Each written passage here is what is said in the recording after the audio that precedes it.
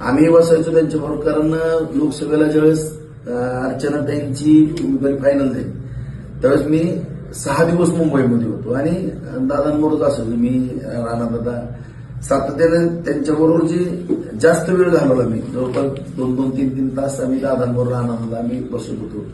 या सगळ्या गोष्टीवरती चर्चा करत आणि चर्चा करत असताना त्यांच्या ज्या काही मनातल्या भावना होत्या त्या आमच्याबरोबर सर मनमोकळेपणानं गप्पा मारत मारत सांगायचे की मी असं केलेलं आहे, मला असं करायचंय. मी काही गोष्टीचं मार्गदर्शन सुद्धा आम्हाला योग्य त्या ठिकाणी लाभलंय असं म्हणायला काही हरकत नाही. आणि खरं जर पाहिलं तर त्यांचं जे सकाळपासून जी कामाची सुरुवात व्हायची ती खऱ्या अर्थानं प्रत्येकाने आदर्श घेण्यासारखी, म्हणजे प्रत्येक माणसाने. कारण ते 10-10:30 वाजले की जागेवर थांबवायचे राजकारण आणि आपल्या कुटुंबामध्ये असायचे.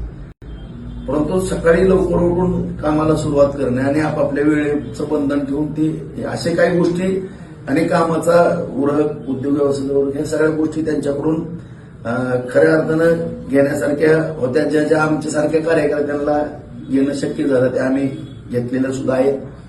आणि असा एक चांगल्या पद्धतीनं राज्याचं कामकाज पाहणारा एक नेता या ठिकाणून त्यांना मी माझ्या वतीनं, या बार्शी तालुक्याच्या वतीनं, माझ्या राऊत कुटुंबाच्या वतीनं भावपूर्ण श्रद्धांजली अर्पित करतो. त्यांच्या सर्व परिवाराच्या दुःखामध्ये आम्ही सगळेजण सहभागी आहेत. आज सुद्धा आम्ही आमचे सगळे कार्यक्रम, राजकारणाची एवढी हातघाईवरती राजकारण आलेलं असताना किंवा निवडणूक, आम्ही सगळे कार्यक्रम या ठिकाणी रद्द केलेले.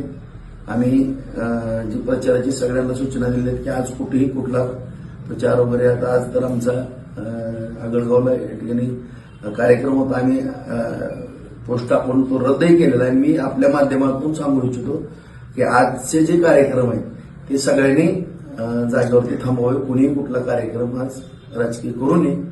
आणि पुन्हा एकदा मी आदरणीय दादांना माझ्या वतीनं, माझ्या परिवाराच्या वतीनं, तालुक्याच्या वतीनं भावपूर्ण श्रद्धांजली अर्पित करतो.